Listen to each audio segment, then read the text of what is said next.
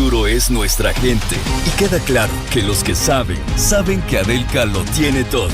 Techos, tubos, perfiles, varillas, clavos, alambres y mucho más. Adelca, el progreso que nos une. Fin de espacio promocional y publicitario. Esta es la revista de Opinión Democracia. Seriedad y credibilidad en todas partes.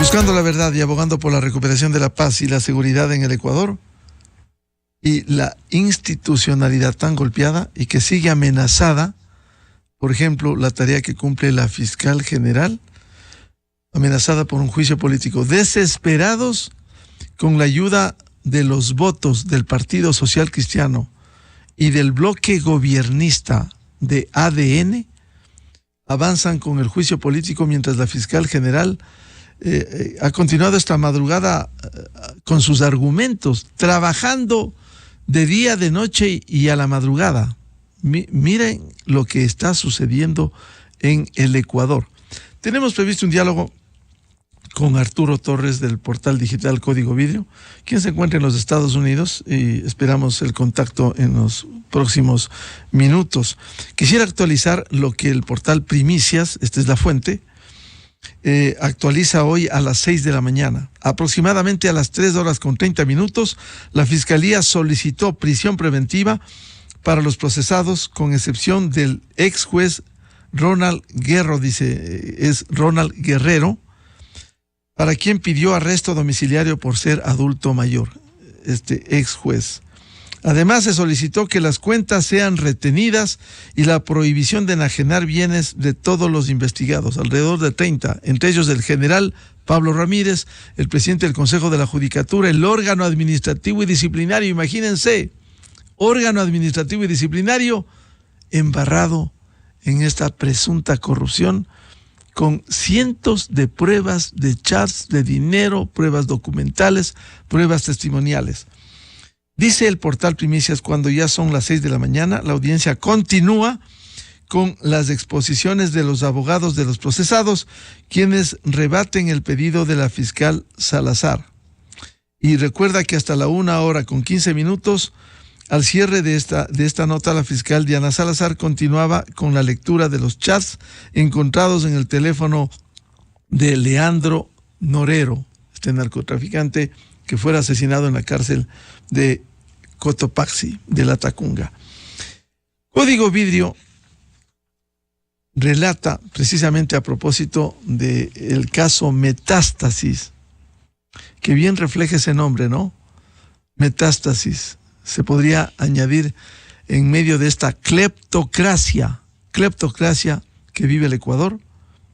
Y a propósito, sí sería bueno un pronunciamiento del presidente Daniel Noboa sobre esto. No dijo que iba a defender a la fiscal general, que no iba a permitir, lo dijo en Estados Unidos, el juicio político. Sí sería bueno un pronunciamiento.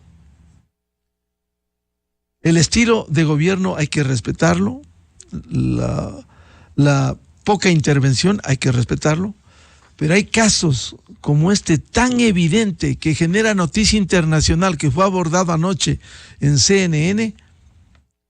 El presidente de la República no dice nada. Sí sería un buen pronunciamiento para que diga si mantiene su palabra, ahora que dicen que honran la palabra, si mantiene su palabra de que va a defender a la fiscalía y sus actuaciones, y que no va a permitir el juicio político. Lo dijo en Washington, D.C.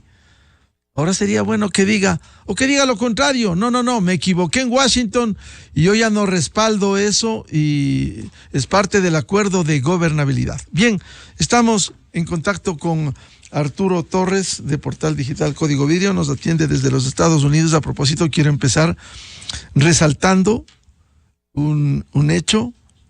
ese gran reconocimiento que Arturo Torres ha recibido nada menos del secretario de Estado de los Estados Unidos de América, Anthony Blinken. Arturo, felicitaciones por ese excelente trabajo que cumple, que se juega la vida con estas denuncias. Código Vidrio, a propósito del proceso Metástasis, dice: no hay que hilar fino. Leandro el Patrón Norero fue un eslabón entre el narcotráfico y la política. ¿Cuál es su lectura de sus investigaciones, de lo que hoy está haciendo con el caso Metástasis la Fiscalía General hasta este momento en la audiencia que se aspira a formular cargos? Buen día, Arturo. Buen día, Miguel. Muchísimas gracias. Bueno, creo que una primera reflexión sobre el caso que impulsa la Fiscalía, y luego de estos operativos que se realizaron la madrugada de ayer, es que teníamos operando en el país una estructura enraizada alrededor del negocio del narcotráfico, el lavado de dinero, con la participación de operadores a diferentes niveles de instituciones públicas. Sin esa cooperación habría sido imposible que Norero contara con todas las facilidades que tuvo para poder operar con tranquilidad y poder crecer en el negocio del narcotráfico. Sobre todo, Miguel, esto es importante destacar también, porque no olvidemos que son 10 años, más o menos, más de 10 años, la última década, en la que Norero crece y se fortalece, y es uno de estos narcos invisibles, ¿no? Que se empoderaron durante el gobierno anterior de la Revolución Ciudadana. Hablo de Norero, hablo del Gato Farfán, hablo también de Gerald, ¿no es cierto? Que son personajes que básicamente se empoderan aprovechando todas las facilidades que da el gobierno de esa época, porque ellos no son investigados a fondo, no son seguidos, y por lo tanto eso les permite tener todo un conglomerado y toda una estructura que se enraíce en el Estado a diferentes niveles, como vemos que este caso está evidenciando. Entonces eso es lo peligroso, lo que nos llama más la atención es todo el silencio que durante más de una década ocurrió alrededor de cómo estos personajes pasaron totalmente inadvertidos. Arturo, vamos a los inicios, como relata la información de Código Vidrio. Esto empezó el 2008, ¿en qué condiciones? Bueno, empezó cuando el gobierno tenía problemas para esa época. No olvidemos que el 2008 es un año importante porque ocurren algunos hechos que son relevantes. El primero es que después de marzo del 2008, cuando hay el bombardeo de Angostura, usted recordará, Miguel, que de facto primero se rompieron ya relaciones con Colombia, es decir, se dejó de intercambiar información para seguir golpeando a las FARC, que trabajaban ya para ese momento de lleno con el cartel de Sinaloa, que ya había ingresado al Ecuador desde más o menos el 2004 de manera sistemática, cuando César Fernández es detenido, el ex gobernador de Manabí, es detenido llevando cocaína en Manabí, en una avioneta. Entonces esa es como la primera alerta de lo que está pasando con Sinaloa, que ya encuentra en Ecuador una ruta más expedita, porque los controles en Colombia estaban profundizándose a raíz del Plan Colombia. Entonces Ecuador empieza a convertirse en un país de tránsito sostenido para llevar la cocaína que se produce en Colombia. Hablamos del 70% de la cocaína a nivel global.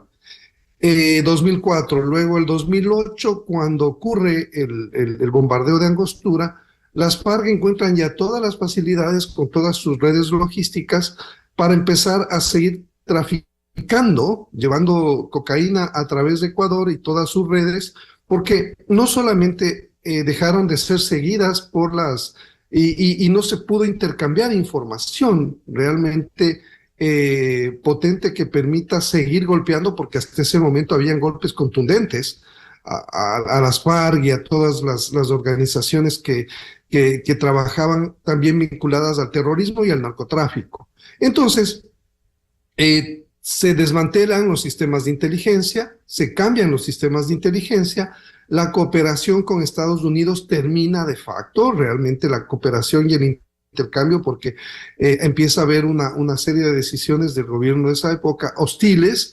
que empiezan a minar el trabajo y la cooperación que para ese momento daba Estados Unidos en el tema antinarcóticos. Ese es el antecedente, o sea, en ese momento dejamos de recibir información de inteligencia real, de intercambiar, como para poder enfrentar al cartel de Sinaloa, FARC, que estaba penetrando ya con mucha fuerza en el Ecuador. Es un momento clave que nos ayuda a entender también cómo meses después en la constituyente se aprueba esta figura de la ciudadanía universal, que permite que redes criminales se asienten en el país, especialmente redes que vienen desde Europa, las redes de los Balcanes. El primer uno de los capos de los Balcanes, un albanés, llega en el 2009 y empieza a trabajar con esta fachada de empresario, ¿no es cierto? Porque no se les exigía visa a ningún ciudadano de ningún país con esta figura de la ciudadanía universal. Entonces, Ecuador se convierte en un país ideal, en un paraíso para la entrada también de muchas redes y de narcotraficantes, de traficantes de personas, de traficantes de armas, mucha gente que va hacia Estados Unidos, y ese es un pasaje, es un boleto que abrió el país para que también empiecen a enraizarse estas organizaciones criminales. Entonces, todos estos factores sumados a la salida de la base de Manta, que era la que daba el control, el espionaje para poder identificar a las embarcaciones que estaban llevando cocaína, sumando, imaginemos la repercusión que eso tuvo los siguientes años, cuando prácticamente se le abrió de par en par las puertas a los carteles, a sus representantes, a sus organizaciones, y dentro de esas organizaciones tenemos las bandas. Es decir, hablo de los Nietas y los Latin King, que para ese momento estaban generando muchos problemas de inseguridad. Ecuador tenía unas tasas muy altas también de homicidios, ¿no es cierto?, por cada 100,000 habitantes. Teníamos problemas de inseguridad en las cárceles, y de pronto el gobierno empieza a hacer acercamientos a través de policías, de oficiales de la policía, para llegar a algún compromiso con los Nietas y los Latin Kings, y representantes de esas organizaciones son precisamente Leandro Norero de los Nietas y el ex legislador Aleaga de los Latin Kings. Eso les permite a esas organizaciones aparentemente ser reinsertadas de una forma, digamos, formal, de una manera formal al Estado, y cerca de 300 ingresan a diferentes instituciones según datos de inteligencia de esa época, para poder incorporarse y hacer diferentes actividades. Eso a la larga les permitió tener un paraguas con el que fueron, ¿no es cierto?, penetrando a nivel estatal. Y el mayor problema que tenemos, Miguel, en este momento es que este fenómeno del enraizamiento de las organizaciones criminales data desde hace más de 10 años, y por eso es que cuenta con operadores en instituciones de todo el Estado. Eso es lo que estamos enfrentando, y eso precisamente es lo que se acaba de revelar. Una de las cabezas de este dragón, ¿no es cierto?, que tiene atrapado al Estado ecuatoriano, porque se ha ido ramificando, se ha ido profundizando durante muchos años, y es difícil ahora mismo tratar de contener toda esta oleada delictiva que se manifiesta en la violencia que expresan las bandas con su empoderamiento, sobre todo después del año 2020, cuando empieza después de la pandemia. Arturo, si volvemos a esto que nos relata para registro histórico desde el 2008, se podría decir que hubo un ascenso importante de Leandro Norero luego de estos diálogos. Incluso hay pruebas testimoniales, documentales. Esa fotografía de Leandro Norero, precisamente con funcionarios, altos funcionarios. A ver si nos describe esa fotografía, Arturo. Bueno, sí, esa fotografía es una fotografía que se toma en el año 2009, ¿no es cierto?, cuando el gobierno estaba también en esta campaña, ¿no es cierto?, de incorporación de los jóvenes líderes de las pandillas bandas, y claro, se vendía esta decisión como una decisión de incorporar a las personas que estaban delinquiendo para que puedan realmente ser rehabilitados y reinsertados, y el Estado les dé una mano, ¿no es cierto?, para que ellos puedan encauzarse de una manera legal. Lo cierto es que vemos que con los años, en el caso de Norero, él aprovechó esta amistad, como refleja esa fotografía con el canciller Patiño y el expresidente de la República, prófugo hoy.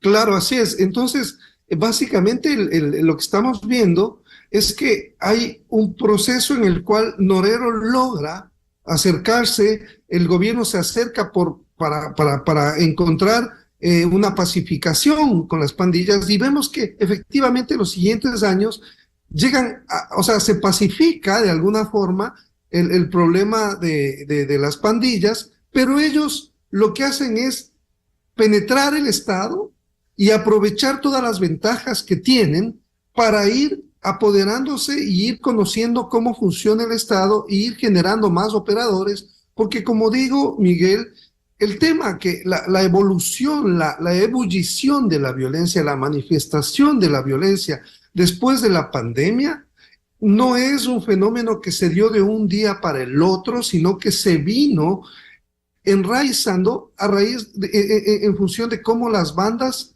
lograban tener mucho más poder dentro de las cárceles y fuera de las cárceles. No olvidemos que fue la decisión del mismo gobierno de la Revolución Ciudadana, más o menos entre 2015 y 2016, la que les dio facilidades a estas organizaciones criminales para agruparse por pabellones. Y ese fue el inicio del control de las cárceles, que se volvieron bastiones de las grandes bandas, ¿no es cierto? Y desde donde, por supuesto, empezaron a controlar todos los operativos delincuenciales que tienen sometida y que tienen contra la pared al Estado, porque ya ellos tienen operadores en el mismo sistema penitenciario, en el sistema judicial, en el Estado, tienen policías que cooperan, en nómina. Entonces, esto fue permitido, estas facilidades, desde esa época. Entonces, por eso también yo entiendo, más allá de que hay muchísimas fallas en el manejo de los gobiernos de Lenín Moreno, de Guillermo Lasso, y ahora mismo creo que le está costando, está tardando mucho en responder el actual gobierno, pero vemos que hay problemas estructurales que se enraizaron por decisiones equivocadas que se tomaron en su tiempo en el gobierno de la Revolución Ciudadana. Y el papel de los Latin King, y quien fuera también asambleísta y al que criticara duramente Fernando Villavicencio, Ronnie Aliaga, él también fue parte de esto en esos momentos cuando hubo el acuerdo con el gobierno de la Revolución Ciudadana. Claro, él también fue parte de estos tratos en los que se llegaron los siguientes años, y por eso es que él luego también se integra a Alianza País, ¿no es cierto? O sea, empieza a ser parte de ese movimiento y llega a ser asambleísta. Norero escoge más bien un perfil no tan expuesto, pero se le ve en varias fotografías, incluso con el vicepresidente Jorge Glass, en un acto público, porque él era parte ¿no es cierto? Estaba muy cercano a ese movimiento. Entonces, lo que pasó es que estas facilidades lo que hicieron es permitir que las organizaciones criminales, a través de cabezas que identifican la forma en cómo copar, por ejemplo, de colaboradores en sitios específicos, como vemos en este caso. Por eso es tan importante el caso Metástasis, porque ve que nos muestra operadores a nivel de la policía, a nivel también de la justicia, ¿no es cierto?, que es donde que son como las partes medulares en el tema del control antinarcóticos, el control de lavado. Y vemos que esta gente también tiene operadores a nivel de las entidades de control. De la UAFE, por ejemplo, había denuncias permanentes de cómo se podía tener control de la información y sesgar ciertas informaciones contra personajes que eran incómodos o contra periodistas o contra opositores políticos, pero contra esta gente que estaba lavando mucho dinero, que estaba generando emporios empresariales, no se hacía nada. Y ahora mismo vemos, Miguel, un dato que nos muestra lo que ha pasado es que en los últimos 5 años realmente solamente se ha expedido una sentencia de lavado de activos en el país. Esto significa que la ineficiencia que no empieza en los bancos, porque los bancos en general están reportando, pero hay muchísimos otros actores que tienen que hacer reportes financieros del sistema financiero formal, que mandan a la unidad de análisis financiero, y la unidad de análisis financiero lo que hace es hacer precisamente informes que se remitan a la fiscalía si es que cabe, si es que cabe hacerlo. Ahí está el problema. La UAPE se ha llenado de muchas responsabilidades, cada vez le asignan más responsabilidades, entonces no puede hacer grandes casos ni analizar. Todo este modelo se fue afianzando, además con un sinnúmero de reformas y de leyes que apuntalaron estas facilidades para que el lavado de dinero, el lavado de activos, no se investigue prolijamente. Arturo, luego de estos hechos de cómo nace, que lo que hoy se ha develado esta madrugada, la Fiscalía daba cuenta a los chats de Norero en esta trama en donde están involucrados jueces que devolvieron los bienes a Norero, a Salcedo.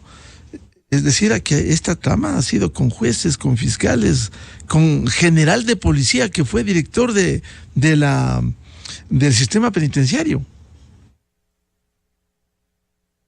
Sí, y también de la Dirección Antinarcóticos. O sea, Miguel, el problema es muy serio, pero creo que es ejemplar para ya salir de esto de que, porque de alguna forma políticamente se ha estado desmintiendo, ¿no es cierto?, el hecho de que el narcotráfico penetró a diferentes estructuras del gobierno, sobre todo el tráfico de cocaína, que es el que genera más problemas. O sea, es preocupante y no sabemos el nivel todavía de penetración real en la policía, porque no olvidemos que también en la policía hay miembros de GDOs, ¿sí? Identificados por inteligencia. Sin embargo, no se ha hecho la purga que tiene que hacerse para identificar a todos estos actores que trabajan para el crimen organizado, no solamente en la policía, sino en el sistema penitenciario. Muchos de ellos están en nómina. Hay las transacciones en las cuales se ve que las organizaciones, las estructuras vinculadas a líderes de las bandas más importantes del país, tienen en nómina a policías y a funcionarios penitenciarios y también a abogados. Entonces, esta es la estructura que tiene tomada y que tiene contra las cuerdas a cualquier gobierno que entra a tratar de tomar decisiones. Estos funcionarios que están instalados a diferentes niveles de diferentes instituciones son las que por un lado impiden que se puedan tomar acciones eficaces contra estas organizaciones delictivas, o las que facilitan información a sus organizaciones criminales criminales, y por eso, en general, Miguel, vemos que en los operativos antidrogas, por ejemplo, una falla es que básicamente se captura droga y no se capturan estructuras, no se está golpeando a las estructuras. ¿Por qué? Porque hay una falla a nivel de cómo se está levantando la información de inteligencia, pero sobre todo hay mucha filtración de información, mucha filtración que le favorece este tipo de actuaciones, de repartir información que está en la policía, que esté en la fiscalía. Ya vimos cómo el expresidente Correa accede a información que es secreta y reservada sobre operativos, sobre el operativo que se iba a llevar a cabo, y él mismo la revela. Eso no es, Arturo, eso no es obstrucción de la justicia, está adelantando algo reservado. Así es, ese es un delito de lo que yo conozco, pero creo que es mucho más grave, porque un expresidente que, bueno, está prófugo, que ha sido sentenciado y enfrenta otros procesos, lo que hizo con esa información es, por un lado, evidenciar que tiene acceso a información reservada, pero por otro, la revela, ¿no es cierto?, y anuncia y avisa al resto de la gente que estaba involucrada en este tema, y que pudo haberse puesto a buen recaudo, ¿no es cierto?, otros que están vinculados a esta organización, porque no olvidemos que las personas que han sido detenidas también tienen otros colaboradores que no han sido todavía identificados. Entonces, esta es una red, una red que tiene muchas más ramificaciones, y esto seguramente va a salir a la luz durante los próximos meses, cuando se siga profundizando en esta investigación. Y en medio de esto, sí es bueno recordarle para el registro histórico que el origen, cuando nos relata Arturo de esto que deviene del 2008, 2009, en donde empieza con el gobierno de la Revolución Ciudadana, pensar, y lo recuerda Arturo, que los ex miembros de la UIS, esa unidad que trabajaba en el país de la Policía Nacional, es perseguido por luchar contra estas organizaciones. Hay hasta ahora policías perseguidos con procesos que no se cierran del 2008. ¿Recuerda de la UIS, Arturo? Así es, sí.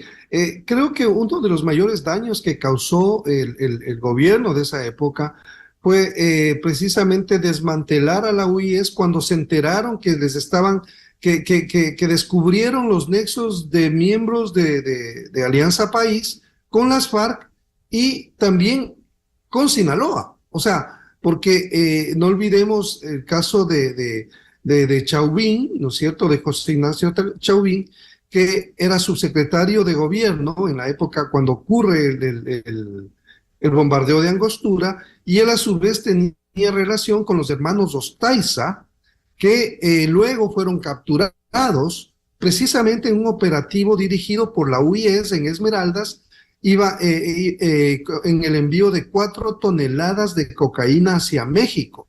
Los mismos hermanos Ostaiza fueron los que declararon que ellos dieron aportes a la campaña del gobierno de Rafael Correa en esa época. Entonces, todos estos son hechos, Miguel, son hechos, o sea, están a la vista. Y por eso entendemos lo que estamos viviendo ahora mismo. Se desmantela la UIS, que daba golpes sistemáticos a las FARC, al narcotráfico. Era una unidad que trabajaba directamente con el gobierno de Estados Unidos, intercambiando información. Ellos les daban apoyo, les daban también fondos, en un acuerdo verbal que se mantenía con el gobierno ecuatoriano. Entonces, lo que ocurre después del desmantelamiento de la UIS, y por cierto, un año antes, el mismo Rafael Correa le había condecorado al jefe de la UIS, al mayor Manolo Manuel Silva, así es, en el Palacio de Gobierno por su eficacia en la lucha antidrogas. Y luego lo sacó y lo persiguió. Lo saca, lo persigue, lo enjuician y sale con la baja. En el 2015 le dieron la razón porque fue una persecución infame, sin justificación, pero este es solamente un botón de muestra que tiene un contexto mucho más grande, Miguel, porque eso lo que hizo es dar un una señal a todos los agentes que estaban trabajando y haciendo bien su trabajo en la Policía Nacional, los que no se sometían al poder político y no se callaban sobre las relaciones que tenían miembros del gobierno con las FARC o con el cartel de Sinaloa o con miembros o con gente que esté vinculada a organizaciones narcotraficantes, iban a ser perseguidas. Entonces, eso es lo grave. Lo grave es que en adelante todos los que querían hacer un trabajo, digamos, más coordinado, más contundente, que se salga de los lineamientos políticos de ese momento, estaba como vetado y tenía unas consecuencias que finalmente acababan con la salida de esos oficiales de la policía. Finalmente, por ahora, Arturo, en resumen, esta audiencia que continúa para llegar a la formulación de cargos es una demostración primero de un trabajo que lleva más de un año, porque el argumento político es el juicio político en la Asamblea Nacional, que ahora se entiende por qué quieren tumbar a la fiscal general estos sectores, Arturo. O sea, es más que una coincidencia que precisamente vemos que el expresidente tenía la información de lo que iba a pasar, y paralelamente se aceleran una serie de acciones en la Asamblea. Hay que sumar, 1 más 1, aquí en este caso es 2. O sea, por la vertiente política se acelera todo para poder desesperadamente llegar a la fiscal, sacarse del camino a la fiscal, porque ya vemos que este caso enorme que está de por medio y que muestra toda la penetración, de alguna forma, es uno de muchos casos, ¿no? Miguel, creo que hay otros casos que están también en camino y que deben investigarse, todo el tema que hay alrededor de lavado de activos y todo el dinero que circula en la economía sin justificación. O sea, tenemos, y no olvidemos las alertas que también se hicieron la semana anterior del embajador sobre el lavado de activos en equipos de fútbol e incluso en medios de comunicación. Eso es un tema que hay que ponerle mucha atención porque eso nos habla de una contaminación a todo nivel y que tiene que ser atendida por el gobierno, por las autoridades estatales y, por cierto, por la sociedad civil, que no puede quedarse en silencio frente a estos temas, Miguel. Así es indudable que el gobierno americano, como lo advirtiera el embajador Fitzpatrick, es evidente, han colaborado, pero para atacar al mal, no para otras cosas. Esto explica también, Arturo, por qué se engatusó a la población y a los electores para que el 5 de febrero pasado se niegue en una consulta popular, por cierto, propuesta por un gobierno ya sin popularidad como el de Guillermo Lasso, pero se negó la extradición de delincuentes si pide la justicia del exterior. Hoy se explica por qué esos sectores trabajaron por el no. O sea, creo que la población, los lectores, las audiencias tienen ahora suficientes elementos de juicio para entender quiénes están jugando a favor del país y quiénes están a favor de sus agendas particulares para defender la impunidad y sus intereses que no tienen que ver directamente con los intereses de la mayoría de la población que ahora está sufriendo las consecuencias de esta violencia desatada por el poder y el empoderamiento de las bandas por el dinero que viene del narcotráfico. Ya vimos la tragedia de la muerte de los 4 niños, ya personas inocentes están muriendo por este problema que tiene un encadenamiento y que viene, como decía hace un momento, desde hace más de una década, Miguel. Bien, muchas gracias, como siempre, Arturo Torres, del portal digital Código Vidrio, por ilustrarnos sobre este tema, el caso Metástasis, un caso importantísimo que no se había registrado en la historia del Ecuador, en la historia reciente. Arturo, muy amable. Muchas gracias, Miguel. Un excelente día. Enseguida, en la revista de Opinión Democracia. 7:19 minutos en el territorio continental ecuatoriano. Vamos a una pausa publicitaria y buscando la verdad, volvemos precisamente para abordar el caso Metástasis desde la visión jurídica, la visión penal, lo que sucede este momento en este caso cuando se aspira a formular cargos, con una sesión maratónica con el juez nacional Felipe Córdoba. Invitadas, la ex fiscal general doctora Mariana Yepes, el doctor Ramiro García Falconi, catedrático y penalista, y el periodista Martín Pallares. Desde 1984 con Gonzalo Rosero. La revista de opinión Democracia. Siempre líderes, siempre confiables. Enseguida regresa Miguel Rivadeneira a la búsqueda de la verdad. Inicio de espacio promocional y publicitario.